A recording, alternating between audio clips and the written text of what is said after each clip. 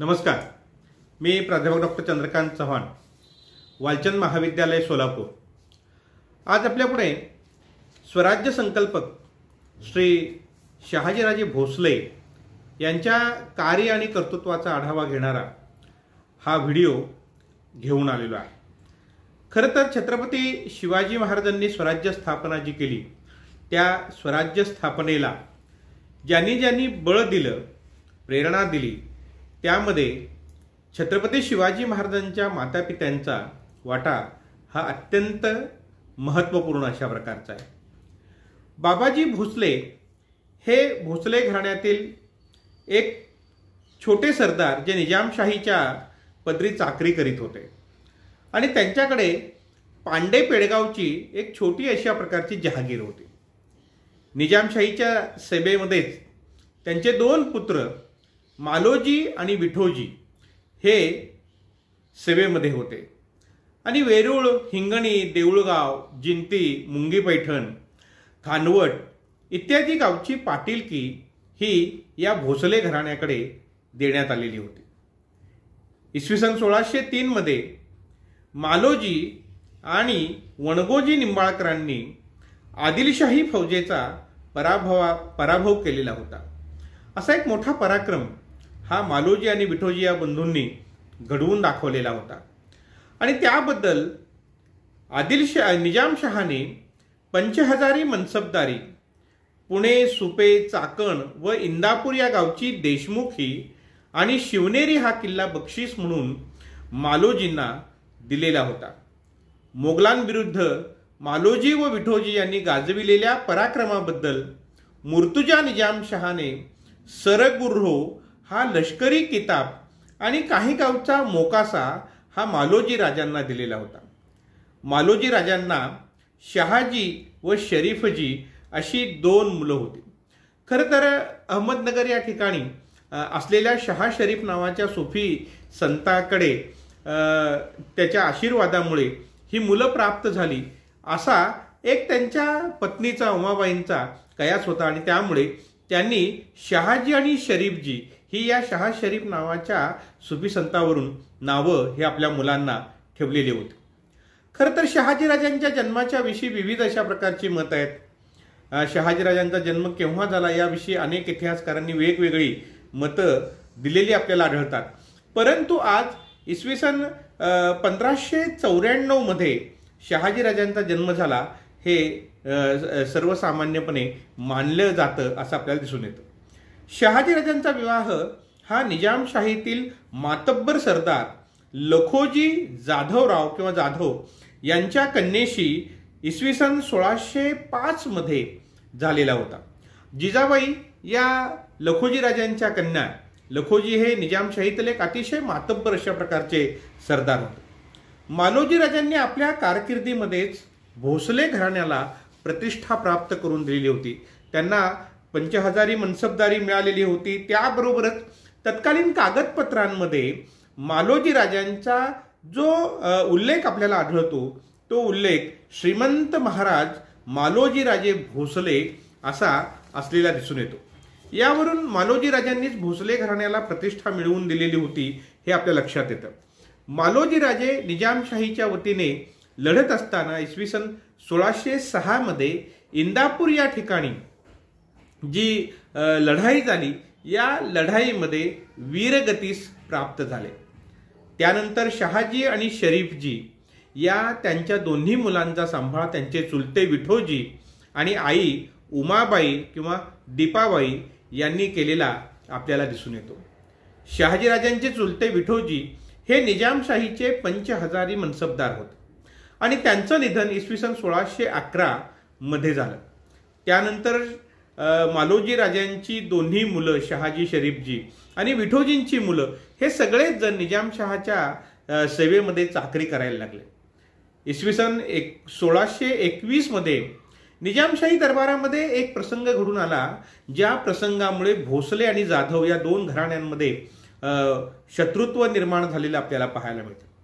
निजामशहाच्या पदरी असलेला खंडागळे नावाचा एक सरदार, ज्याला हत्तीचा मान होता आणि या खंडागळ्याचा हत्ती बिथरल्यानंतर त्याला मारण्यासाठी म्हणून ज्या वेळेला लखोजी जाधवांचे चिरंजीव हे पुढे सरकले, त्यावेळेला त्या हत्तीला वाचवण्यासाठी म्हणून दत्ताजी जाधवांना त्या हत्तीला मारू नका असं सांगत संभाजी आणि खेलोजी भोसले हे दोघे शहाजीराजांचे बंधू हे पुढे झाले आणि झालेल्या हातघाईमध्ये संभाजीकडून दत्ताजी जाधव हा लखोजी राजांचा पुत्र आणि जिजाऊंचा बंधू हा मारला गेला.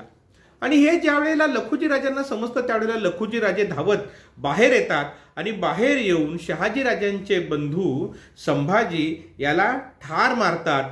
आणि मग त्यावेळी मध्ये पडलेल्या आपल्या जावयाला म्हणजेच शहाजीराजांना देखील ते जखमी करतात. शहाजीराजे जखमी होऊन मूर्छित होऊन पडतात. आणि हे सगळं घडत असतानाच लगेच निजामशहाचा आदेश येतो आणि सगळ्यांना आहे त्या परिस्थितीमध्ये थांबायला सांगण्यात आल्या कारणामुळे पुढचा होणारा अतिशय अवघड असा प्रकारचा जो काही प्रसंग आहे, अनर्थ आहे, हा अनर्थ टाळला जातो. परंतु या प्रसंगामध्ये निजामशहा हा लखोजी जाधवांसारख्या ज्येष्ठ सरदाराची बाजू न घेता शहाजीसारख्या तरुण सरदाराची बाजू घेतात आणि त्यामुळे नाराज झालेले जे लखोजी जाधव आहेत हे लखोजी जाधव निजामशाही सोडून देतात आणि निजामशाही सोडून ते मोगलांच्या चाकरीमध्ये जातात. त्यानंतर लखोजी जाधव मोगलांच्या वतीने लढतायत, शहाजीराजे निजामशाहीच्या वतीने लढतायत. आणि असं लढत असताना इसवी सन 1624 मध्ये एक लढाई जी शहाजीराजांचा राजकीय अभ्युदय घडवून आणणारी अशा प्रकारची घडून येते, ज्यामध्ये सासरा मोगलांच्या वतीने लढतोय आणि जावई हा निजामशहाच्या वतीने लढतोय. दोघे एकमेकांच्या विरुद्ध लढत आहेत आणि या भातवडी या ठिकाणी झालेल्या, अहमदनगरपासून काही अंतरावर असलेल्या या ठिकाणी झालेल्या लढाईमध्ये निजामशहा आणि त्याचं सैन्य हे विजयी होतं आणि मोगली सैन्याचा पराभव होतो. शहाजीराजाने गनिमी कावाच्या साह्याने या लढाईमध्ये अतिशय पराक्रम गाजविला आणि त्यामुळे त्यांचा नावलौकिक सर्वत्र पसरला. खरं तर या युद्धाने शहाजीराजांना नाव मिळवून दिलं. राजकीय अशा प्रकारची त्यांच्या एकूण वाटचालीची एक सुरुवात या भातवडीच्या लढाईपासून जरी सुरू झालेली असली तरी या युद्धामध्ये शरीफजी हे शहाजीराजांचे बंधू मात्र युद्धात रणांगणी ठार झालेले आपल्याला पाहायला मिळतात. शहाजीराजांच्या पराक्रमाबद्दल निजामशहाने त्यांचा गौरव केला आणि शहाजीराजांची प्रतिष्ठा दरबारामध्ये, निजामशाही दरबारामध्ये वाढली. या घटनेमुळे खुद्द निजामशहाचा वजीर मलिक अंबर हा देखील शहाजीराजांवर नाराज झाला. किंबहुना तो शहाजीराजांचा द्वेष करायला लागला. आणि अशा परिस्थितीमध्ये ज्यावेळेला शहाजीराजे आपल्या बांधवांसह सोलापूर आणि नवरसपूर या ठिकाणी आदिलशहाच्या विरुद्ध लढतात आणि या आदिलशाही शहरांवर हल्ले करून मोठा विजय प्राप्त करतात. परंतु या लढाईनंतर शहाजीराजांच्या दरबारामध्ये गुणगौरव होत नाही. त्यांच्या या कामगिरीकडे दुर्लक्ष केलं जातं आणि मग त्यामुळे नाराज झालेले शहाजीराजे जिथे आपला खुद्द निजामशहाचा वजीरच आपला द्वेष करतो आहे हे पाहिल्यानंतर ते निजामशाही सोडतात आणि निजामशाही सोडून आदिलशाहीच्या चाकरीमध्ये जातात. आता इथे इब्राहिम आदिलशहा हा सत्तेवर आहे. तो शहाजीराजांचा मोठा सत्कार करतो. शहाजीराजांना सरलष्कर नावाचा किताब देतो आणि त्याबरोबरच पुणे सुपेची जहागीर ही शहाजीराजांना बहाल करतो. आदिलशहाच्या वतीने लढताना शहाजीराजांनी खुद्द मलिक अंबरचा देखील पराभव एकदा करून दाखविला. इब्राहिम आदिलशहा अत्यंत सहिष्णू वृत्तीचा होता आणि अशा या सहिष्णू राज्यकर्त्याचं 1627 मध्ये निधन होतं आणि त्यानंतर गादीवर आलेला महम्मद शहा हा अत्यंत कडवा धार्मिक प्रवृत्तीचा असतो. त्यामुळे दरबारामध्ये हिंदू विरोधकांची मोठ्या प्रमाणामध्ये चलती सुरू होते आणि त्यामुळे शहाजीराजांना निजामशाहीमध्ये राहणं अवघड होऊन बसतं.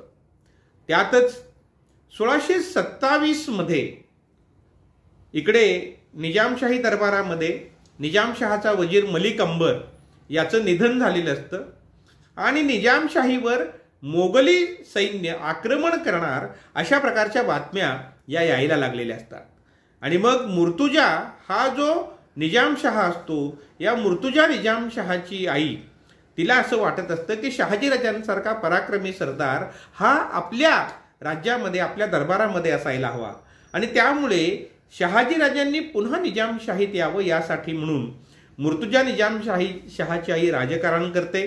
तिकडे आदिलशाहीमध्ये कट्टर मुस्लिम अशा राजकारणाची झालेली सुरुवात आणि हिंदूंचा मोठ्या प्रमाणावर होत असलेला एकूणच द्वेष या सगळ्या वातावरणामुळे शहाजीराजे पुन्हा निजामशाहीमध्ये परत येण्याचा निर्णय घेतात आणि अशा रीतीने शहाजीराजे निजामशाहीत परततात.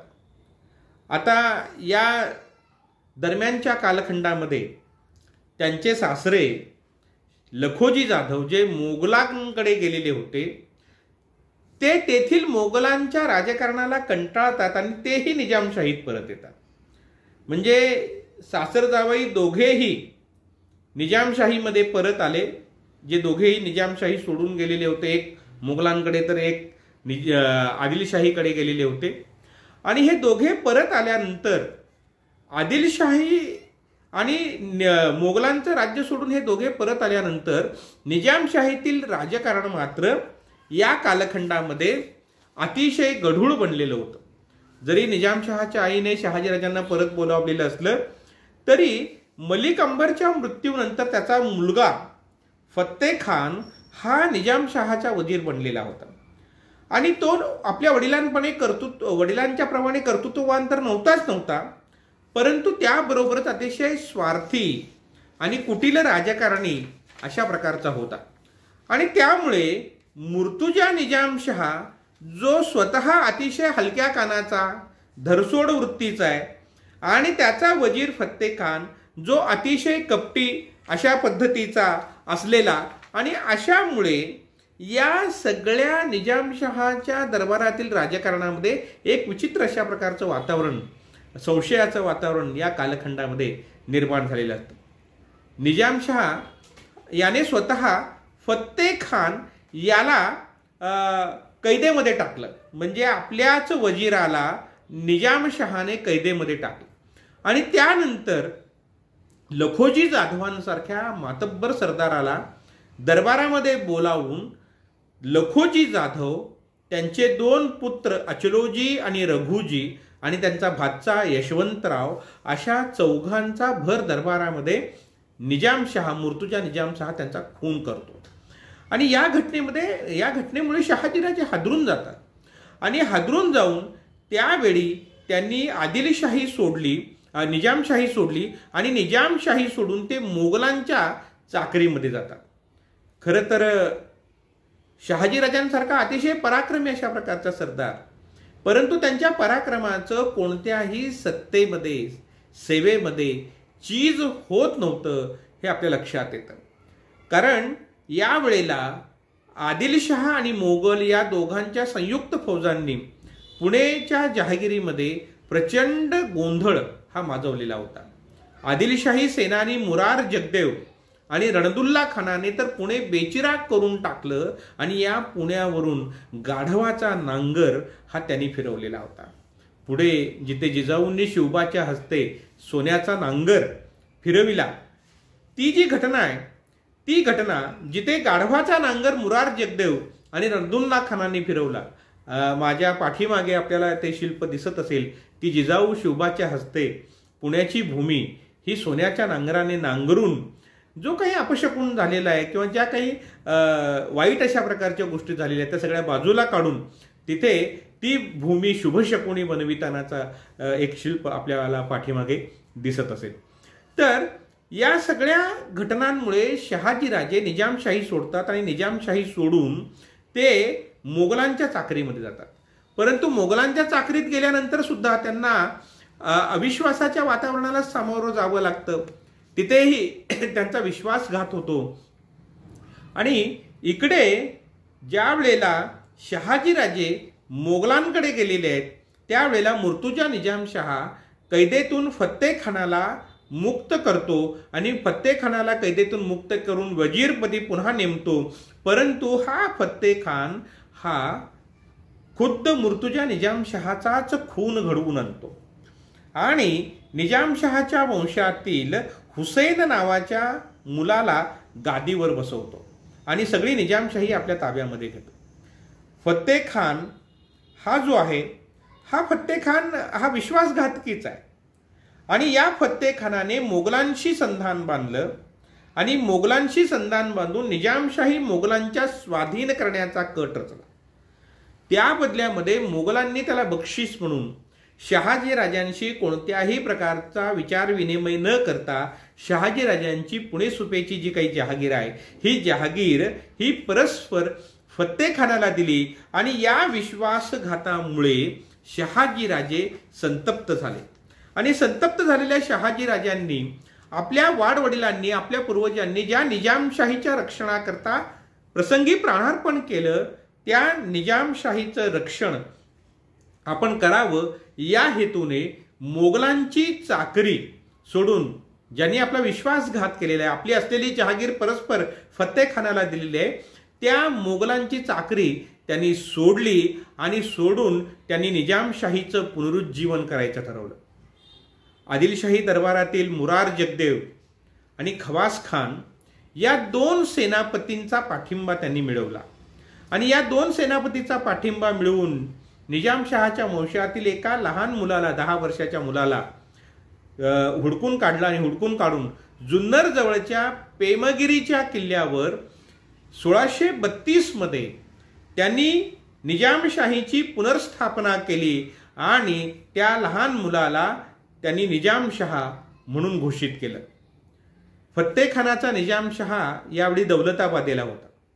मोगल सेनापती महाबत खानाने दौलताबादेला वेढा दिल्यानंतर फत्तेखानाने तो आधीच फितूर झालेला होता, त्यामुळे आपल्याजवळ असलेला जो काही निजामशहा आहे हा निजामशहा मोगलांच्या स्वाधीन केला आणि अशा रीतीने 17 जून 1633 मध्ये निजामशाही ही संपुष्टात आली.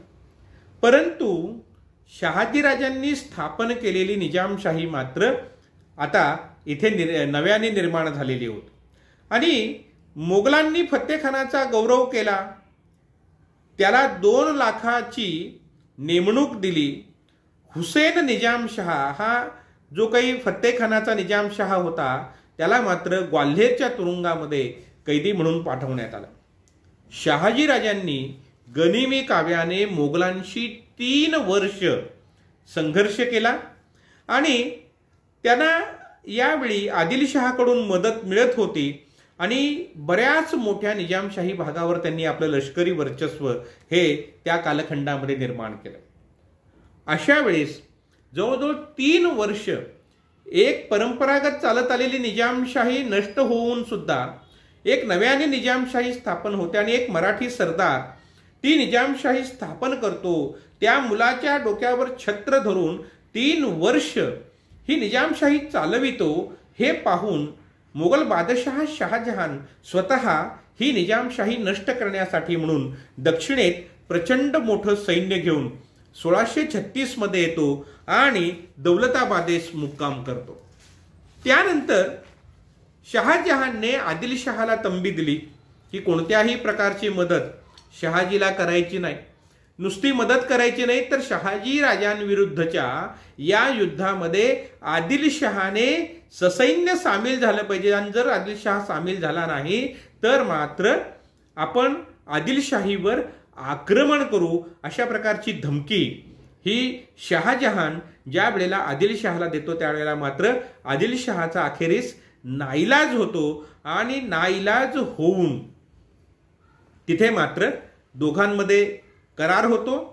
6 मे 1636 मध्ये उभयतांमध्ये म्हणजे आदिलशहा आणि मोगल बादशहा शहाजहान यांच्यात करार होतो आणि त्यानंतर दोन्ही सत्तांच्या फौजा या शहाजी राजांच्या विरोधामध्ये त्यांनी निर्माण केलेल्या निजामशाहीच्या विरोधामध्ये लढ्याला उभ्या राहतात. अत्यंत प्रतिकूल परिस्थिती, मोगलांचं सैन्य, खुद्द बादशाह दक्षिणेमध्ये आलेला आहे आणि आदिलशाही सैन्य, अशा दोन्ही सैन्यांनी आक्रमण केल्यानंतर देखील जवळजवळ 5 ते 6 महिने शहाजीराजांनी निजामशाही ही लढविलेली आपल्याला पाहायला मिळते. परंतु या दोघांच्या ताकदीपुढे त्यांची ताकद अपुरी पडली आणि ज्या वेळेला शहाजीराजांनी ज्या निजामशहाला गादीवर बसवलेला आहे तो निजामशहा मुघलांच्या ताब्यामध्ये गेला, त्यावेळेला माहुली किल्ल्याला मुघली सैन्याने वेढा दिलेला असताना अखेरीस शहाजीराजांनी शरणागती स्वीकारली आणि आपल्या जवळील हे जे काही निजामाचं राज्य आहे आणि हे सर्व त्यांना मुघलांच्या स्वाधीन करावं लागलं. खरं तर मोगल आणि आदिलशाह यांच्यामध्ये पूर्वी जो करार झालेला होता त्या करारानुसार मोगलांनी शहाजीराजांना आपल्या चाकरीत घेऊ नये असं ठरलेलं होतं. त्यामुळे आता शहाजीराजांना आदिलशहाच्या सेवेत जाण्याव्यतिरिक्त दुसरा कुठल्याही प्रकारचा पर्याय त्यांच्या पुढे राहिला नाही आणि मग त्यांना आदिलशहाच्या सेवेत जावं लागलं. तिथे जात असताना आपली पुणे सुपेची जी काही जहागीर आहे ती जहागीर सांभाळण्यासाठी म्हणून त्यांनी आपली पत्नी जिजाबाई आणि आपला पुत्र बाल शिवाजी या दोघांना पुण्यास ठेवलं आणि आपल्यासोबत ज्येष्ठ पुत्र संभाजी यांना घेऊन ते कर्नाटकामध्ये गेले. कर्नाटकामध्ये त्यांची पत्नी तुकाबाई यांच्यासोबत ते राहत होते. पुढे व्यंकोजी हा पुत्र त्यांना झाला आणि आदिलशाही दरबारामध्ये ते गेल्यानंतर, आदिलशहाच्या सेवेत गेल्यानंतर रणदुल्ला खानाच्या बरोबर बोलणी करून त्यांनी आदिलशहाची चाकरी स्वीकारलेली होती. तेव्हा आदिलशहाने त्यांना 12,000 मनसबदारी आणि पुणे सुपेची त्यांची जी पूर्वीची जहागीर होती ती त्यांच्याकडेच ठेवली, कारण आदिलशहा आणि मोगल यांनी निजामशाहीचा सगळा प्रदेश जो आहे तो आपापसात वाटून घेतलेला होता आणि तो आदिलशहाच्या बाजूने आल्या कारणामुळे ती आहे ती जहागीर त्यांनी शहाजीराजांची त्यांच्याकडे ठेवली. आता शहाजीराजांसारखा अतिशय खटपटी चळवळ्या स्वभावाचा हा जो काही सरदार आहे तो महाराष्ट्रात जर आपण ठेवला तर महाराष्ट्रामध्ये पुन्हा तो काहीतरी उपद्व्याप करील, पुन्हा आपलं स्वतंत्र राज्य निर्माण करण्याचा प्रयत्न करेल. म्हणून शहाजीराजांना महाराष्ट्रात न ठेवता आदिलशहाने कर्नाटकामध्ये पाठवून दिलं. कर्नाटकात शहाजीराजे गेले आणि शहाजीराजांनी कर्नाटकामध्ये गेल्यानंतर अनेक मोहिमा या कर्नाटकातील दक्षिणेकडील प्रांतामध्ये काढलेल्या आपल्याला पाहायला मिळतात. खरं तर आता महाराष्ट्राच्या भूमीवर आदिलशहा आणि मोगल यांच्यामध्ये मैत्रीचा करार झालेला असल्या कारणामुळे मोगली फौजा इतक्यात आदिलशाही राज्यावर चाल करून येतील अशा प्रकारची परिस्थिती नव्हती. म्हणून आदिलशहानेही ठरवलं की दक्षिणेकडे असलेला जो काही प्रांत आहे, विजयनगरच्या साम्राज्याचा पूर्वीचा असलेला जो काही प्रांत आहे, हा प्रांत आपण जिंकून घ्यावा आणि आपल्या राज्याची दक्षिणेकडे ही वाढ करावी, विस्तार करावा. आणि म्हणून तिथे असणारे विजयनगरच्या साम्राज्याच्या असतानंतर अनेक प्रांतिक सुभेदार हे स्वतंत्र राज्य निर्माण करून राहत होते. ती राज्य जिंकून घ्यावी यासाठी म्हणून त्यांनी दक्षिणेकडे मोहिमा काढण्याचं ठरविलं.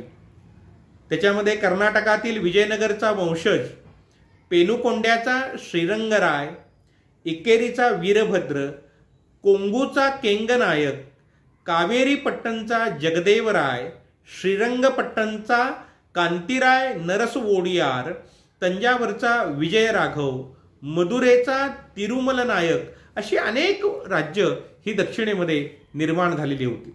आणि ही राज्य ही सर्वच्या सर्व हिंदू राज्य असली तरी ती आपापसामध्ये सतत संघर्ष करीत असत. आणि आदिलशाही सैन्य आपल्यावर चाल करून आल्यानंतर या सैन्याचा संयुक्तपणे आपण मुकाबला करावा, त्यांना एकत्रित येऊन परतवून लावावं असा विचार देखील त्यांना कधी त्यांच्या मनामध्ये येत नव्हता.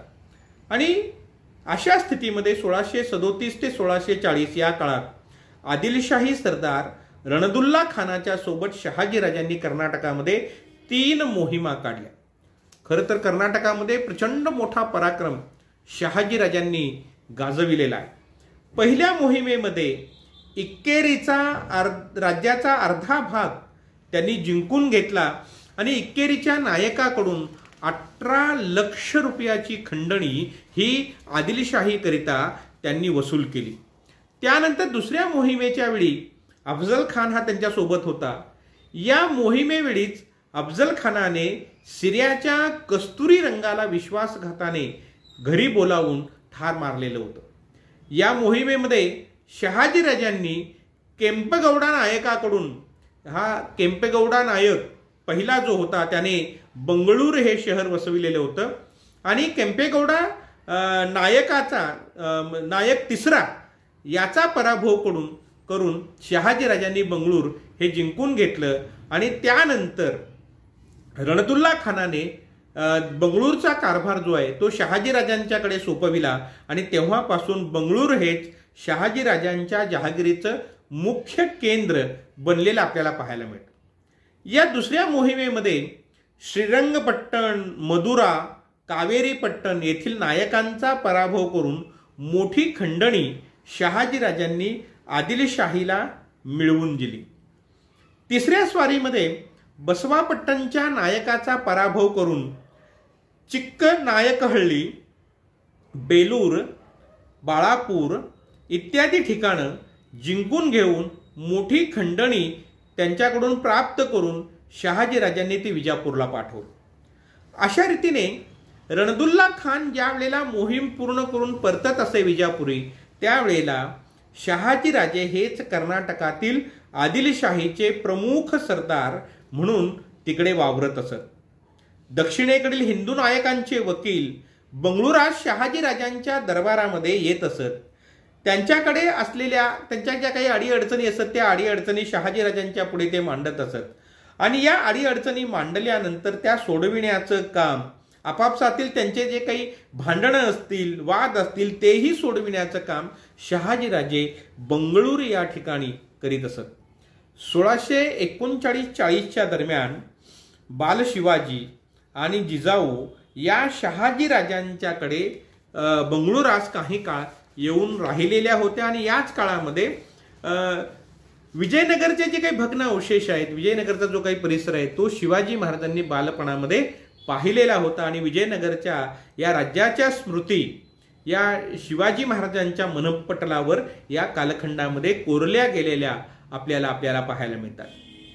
शहाजीराजांनी बंगळूरहून शिवाजीराजे व जिजाऊंना पुण्याच्या जहागिरीचा कारभार पाहण्यासाठी पुन्हा ज्या वेळेला स्वराज्यामध्ये पाठविलं, महाराष्ट्रात पाठविलं, त्यावेळेला त्यांच्यासोबत शामराव निळकंठ याची पेशवा म्हणून, बाळकृष्णपंत हणमंते याची मुजुमदार म्हणून, सोनोपंतांची डबीर म्हणून तर रघुनाथ बल्लाळ याची सबनीस म्हणून नेमणूक करून या 4 अधिकाऱ्यांना शहाजीराजांनी शिवाजी महाराजांच्या सोबतीनेच पाठविलेलं होतं.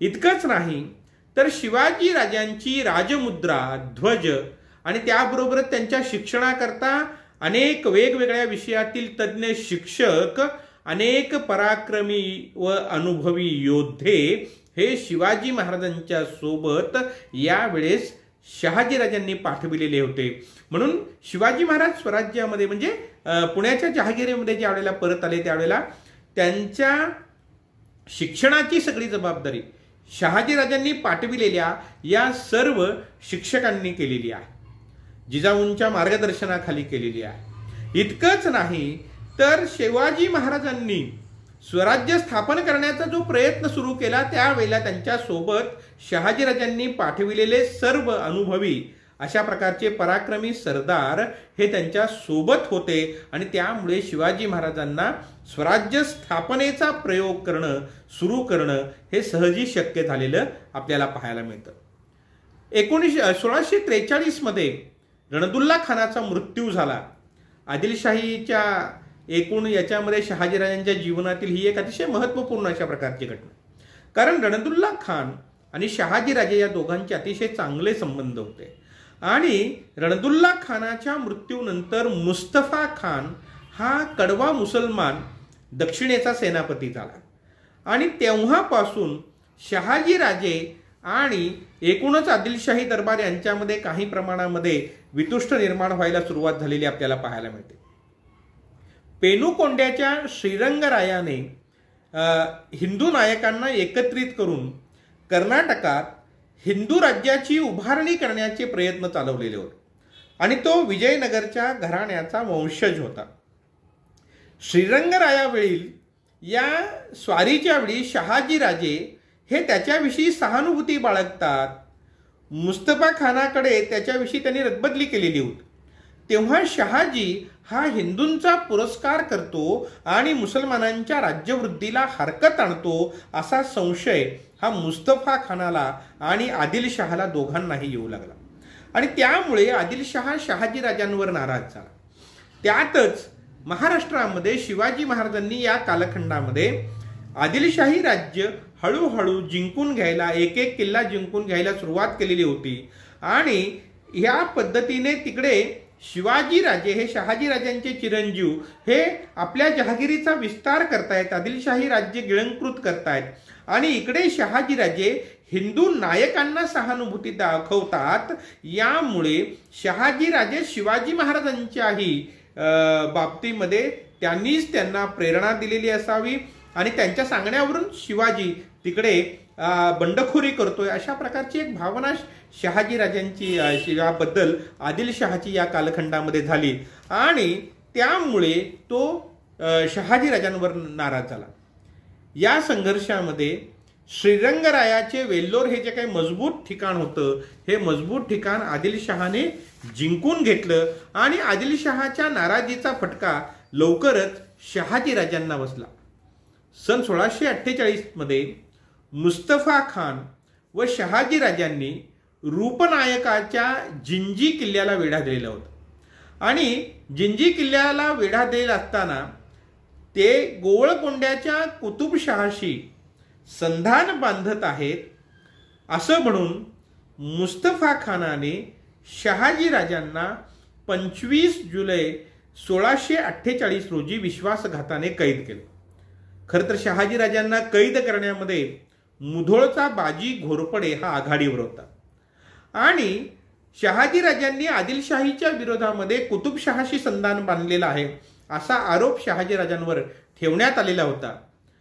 मुधोळचा बाजी घोरपडे अफजल खान यांनी मिळून शहाजी राजांना कैद केली आणि शहाजी राजांना साखळदंडाने बांधून विजापुरी आणण्याचं काम अफजल खानाने केलं आणि अशा रीतीने शहाजी राजे हे कैदेमध्ये सापडले.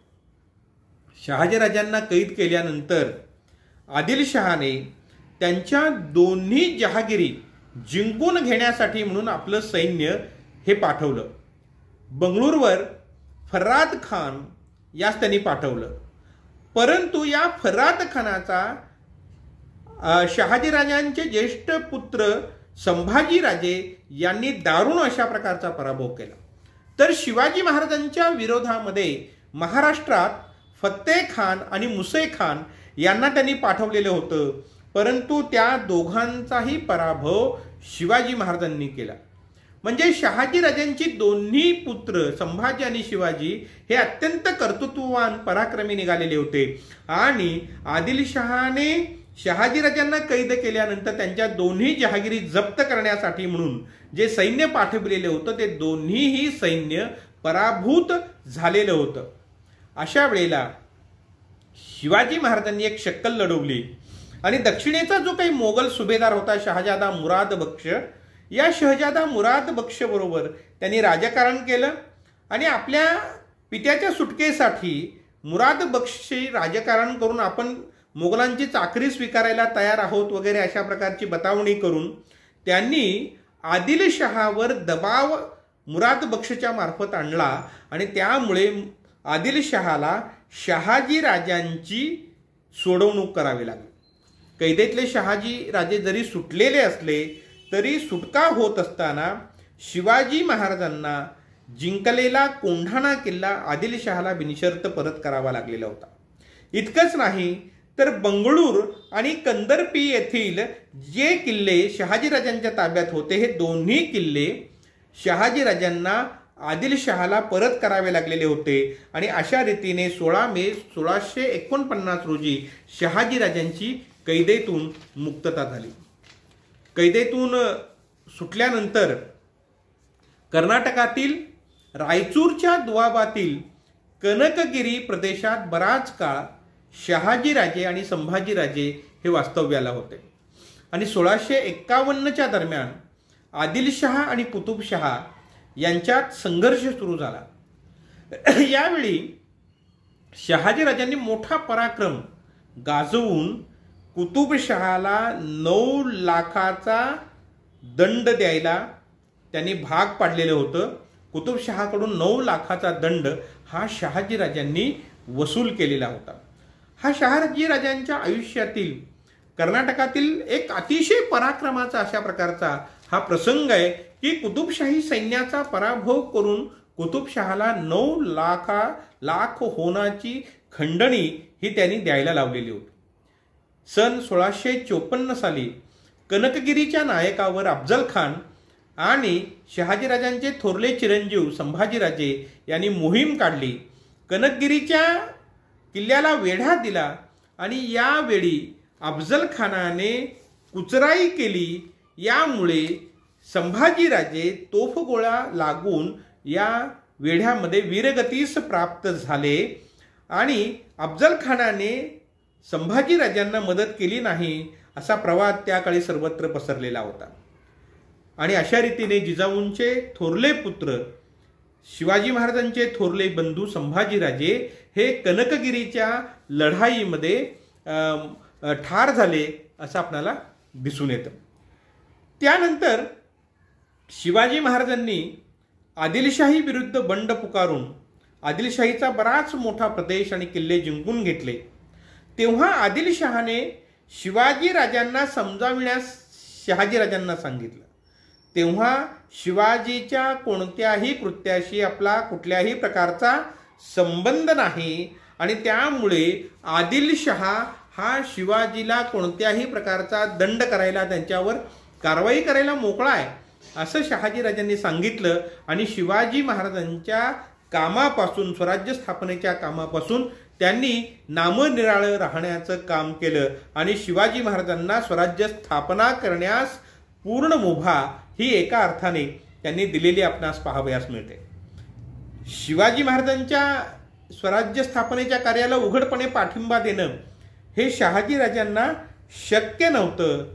आपण जो एक प्रयत्न नवीन राज्य निर्माण करण्याचा केलेला होता तो अपूर्ण राहिला आणि हे आपलं अपूर्ण राहिलेलं काम आपला पुत्र पूर्ण करतो आहे या गोष्टीचा मनोमन आनंद हा शहाजीराजांना त्यावेळी होत होता. परंतु उघडपणे त्याचा पुरस्कार करणं हे त्यांना शक्य नव्हतं कारण ते शहाजीराजे हे आदिलशाहीचे चाकर होते. 1656 साली महम्मद आदिलशहाचा मृत्यू झाला आणि त्याच्यानंतर त्याचा पुत्र अली आदिलशहा हा गादीवर आला. तो अल्पवयीन असल्यामुळे बडी बेगम हीच राज्यकारभार चालवत होती आणि दरबारामध्ये अनेक प्रकारची कटकारस्थानं यांना ऊत आलेला होता आणि याचा फायदा घेऊन शिवाजी महाराजांनी स्वराज्यामध्ये महाराष्ट्रामध्ये आपलं राज्य वाढविण्याचा मोठ्या प्रमाणावर प्रयत्न सुरू केलेला होता. आणि मग या सगळ्याच्यामुळे शहाजीराजांच्या आदिलशाहीतील स्थानावर देखील त्याचा परिणाम होऊ लागलेला होता. परंतु आदिलशहाला शहाजीराजांनी दम भरल्यानंतर आदिलशाही दरबार हा शहाजीराजांच्या बाबत सरळ वागू लागला. इतकंच नाही तर बडी बेगमेने आणि आदिलशहाने हे सांगितलं की शिवाजीच्या कृत्याचा जाब शहाजीराजांना यापुढे विचारला जाणार नाही असं फरमानच अली आदिलशहाने त्यावेळेला काढलेलं होतं. म्हणजे इतकं जबरदस्त वजन इतकी ताकद ही आदिलशाही दरबारामध्ये आदिलशाही राज्यामध्ये शहाजीराजांची असलेली आपल्याला पाहायला मिळते. शिवाजी महाराजांनी आदिलशाही दरबारातून पाठवलेला अफजल खान नावाचा एक बलाढ्य अशा प्रकारचा जो काही सरदार होता त्याला प्रतापगडाच्या पायथ्याशी ठार केलं. त्याच्या सैन्याचा धुवा उडवला आणि मग या घटनेनंतर आदिलशाहीकडून सिद्दी जोहर या आणखी एका सरदाराची नियुक्ती झाली, परंतु त्यालाही शिवाजी महाराजांच्या विरोधामध्ये काही मोठं यश मिळवता आलं नाही, त्यालाही पराभूत होऊन परतावं लागलं. या दोन्ही घटनेनंतर आदिलशहाने शिवाजी महाराजांच्या बाबतीमध्ये आपल्या धोरणामध्ये थोडासा बदल केला आणि त्यांनी ठरवलं की लढून शिवाजीला जिंकून घेणं शक्य नाही आहे, तर आपण त्याऐवजी एक राजकारण करावं आणि शहाजी राजांना शिवाजी महाराजांची समजूत घालविण्यासाठी पाठवावं आणि आदिलशाही राज्यावर त्याने आक्रमणे करू नयेत यासाठी म्हणून, त्याची समजूत घालण्यासाठी म्हणून शहाजी राजांना त्यांनी 1662 मध्ये महाराष्ट्रामध्ये पाठवलं. पहा, अतिशय दीर्घ काळ शिवाजी महाराज आणि शहाजी राजे यांची भेट झालेली नाही. बंगळुराहून परतल्यानंतर जिजाऊंची आणि शहाजी राजांची भेट झालेली नाही. पती पत्नीमध्ये, मुलामध्ये, वडिलांच्या मध्ये इतका दीर्घ काळ मोठ्या प्रमाणावर दुरावा आहे. आणि या दीर्घ काळानंतर शहाजी राजे जिजाऊंना आणि त्याबरोबरच शिवबाला, आपल्या पुत्राला भेटायला आलेले आहेत. काय प्रसंग असेल जेव्हा त्यांची भेट झाली. अतिशय आनंद हा शिवाजी राजांच्या मनामध्ये, शहाजी राजांच्या मनामध्ये आहे. जिजाऊ कृतकृत्य झालेले आहेत आणि अशा सगळ्या स्थितीमध्ये स्वराज्यात परतल्यानंतर आपल्या पुत्राने गाजविलेला पराक्रम, निर्माण केलेलं राज्य, याची देही याची डोळा पाहून शहाजी राजांना अतीव अशा प्रकारचा आनंद झालेला आहे. अनेक विषयावर पती पत्नींची, पिता पुत्राची खलबत ही या कालखंडामध्ये झालेली आहे. स्वराज्य फिरून पिता पुत्रांनी पाहिलेला आहे आणि त्यानंतर रायगड सारखा बेलाग किल्ला हा राजधानीसाठी असावा असं ठरविण्यात आलेलं आहे. आणि मग इथे बराच काळ लोटल्यानंतर शहाजीराजे पुन्हा आपल्या कर्नाटकातील प्रांताकडे, आपल्या राज्याकडे, आपल्या जहागिरीकडे परतत आहेत. आणि या वेळेला 1663 मध्ये त्याच्या प्रारंभी शहाजीराजे जिजाऊ आणि शिवाजी महाराजांचा निरोप घेऊन स्वराज्यातून ज्या वेळेला कर्नाटकामध्ये परततात, त्यावेळेला आदिलशाही राज्यावर शिवाजी महाराज स्वतः आक्रमण करणार नाहीत. आणि मोगल आणि आदिलशाह यांच्यामध्ये जर संघर्ष निर्माण झाला तर त्यावेळेला शिवाजी महाराज हे मोगलांच्या विरुद्ध आदिलशहाच्या मदतीला येतील असं आश्वासन शिवाजी महाराजांच्याकडून आदिलशाहीसाठी घेऊन शहाजीराजे हे कर्नाटकामध्ये परततात. आणि कर्नाटकामध्ये परतल्यानंतर अली आदिलशहाने शहाजीराजांना बेदनूरच्या स्वारीवर पाठवलेला आहे. बेदनूरच्या नायकाच्या विरुद्ध मोहीम काढून त्याला शरण आणून ते बंगळुराला परतू लागलेले होते. आपल्या जहागिरीच्या ठिकाणी, राजधानीच्या ठिकाणी परतत असताना शिमोगा जिल्ह्यातील होदिगेरे किंवा होदिगिरी या ठिकाणी या गावी त्यांचा मुक्काम पडलेला आहे. आणि इथे मुक्काम पडलेला असताना जंगलामध्ये शिकारीसाठी शहाजीराजे गेलेले आहेत. आणि शिकारीसाठी शहाजीराजे गेलेले असताना रानवेलीमध्ये त्यांच्या घोड्याचा पाय अडकला आणि शहाजीराजे घोड्यावरून पडून तिथेच निधन पावलेले आहेत.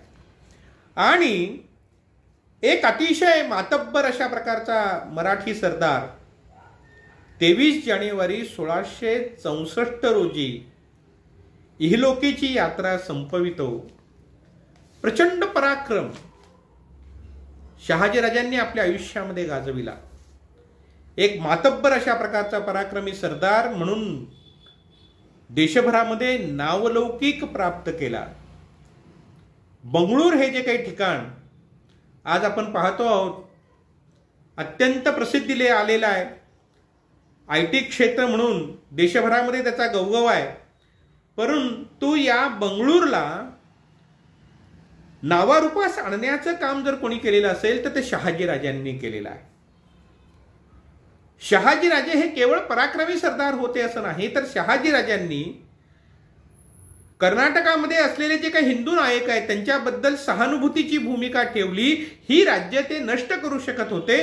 परंतु तसं न करता त्यांच्याकडून खंडणी वसूल करून त्यांच्या राज्याचा काही भाग घेऊन ही राज्य त्यांनी पुढे चालविली आणि एका अर्थाने या सर्व हिंदू राज्याचे ते संरक्षण करते देखील होते. इतकंच नाही तर ते बृहन महाराष्ट्राचे संस्थापक देखील होते, निर्माते देखील होते.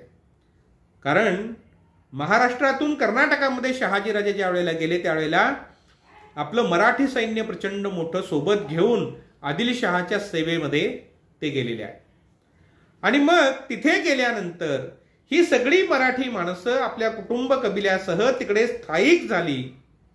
पुढे व्यंकोजी किंवा एकोजी हे त्यांचे तुकाबाईपासून झालेले जे काही पुत्र होते त्यांनी बंगळुराची राजधानी जी आहे ती तंजावरला नेली. आणि आजही आपण पाहतो की मराठी संस्कृती, मराठी भाषा या सगळ्या गोष्टींचं संवर्धन जतन करणारं ठिकाण म्हणून तंजावरचं ग्रंथालय असेल, तिथली माणसं असतील, ती आपल्याला पाहायला मिळतात. म्हणजे एका अर्थाने शहाजीराजे बृहन महाराष्ट्राचे संस्थापक देखील होते. कर्नाटकामध्ये मराठी माणसांना नेऊन मराठी संस्कृती रुजविण्याचं काम हे शहाजीराजांनी केलेलं आपल्याला पाहायला मिळतं. बंगळुराला त्यांनी आपला दरबार, एक स्वतंत्र राजाचा दरबार असावा तसा दरबार निर्माण केलेला होता. कर्नाटकातील सगळ्या हिंदू नायकांचे वकील त्यांच्याकडे येत असत. शहाजीराजांच्या पदरी जवळजवळ 75 कवी व पंडित होते. संस्कृत, कानडी, मराठी, तमिळ, तेलुगू अशा विविध भाषा ज्ञात असलेले अनेक कवी पंडित हे शहाजीराजांच्या दरबारामध्ये होते. आणि हे सर्व शिवाजी महाराजांनी लहानपणी जवळून पाहिलेलं आहे. इतकंच नाही तर शिवाजी महाराजांना स्वराज्य स्थापन करण्याच्या कामी शहाजीराजांची प्रचंड मोठी मदत झालेली आपल्याला पाहायला मिळते. कारण महाराष्ट्रातील जहागीर, इथे असणारे अधिकारी, इथे असणारं सैन्य आणि सर्वच हे शहाजीराजांचं होतं. आणि या सर्वांनीच शिवाजी महाराजांना स्वराज्य स्थापन करण्यासाठी मदत केली. शिवाजी महाराजांना लहानपणी आपल्या वडिलांनी गाजविलेला पराक्रम ऐकायला मिळत होता. आपल्या वडिलांप्रमाणेच आपणही पराक्रम गाजवावा.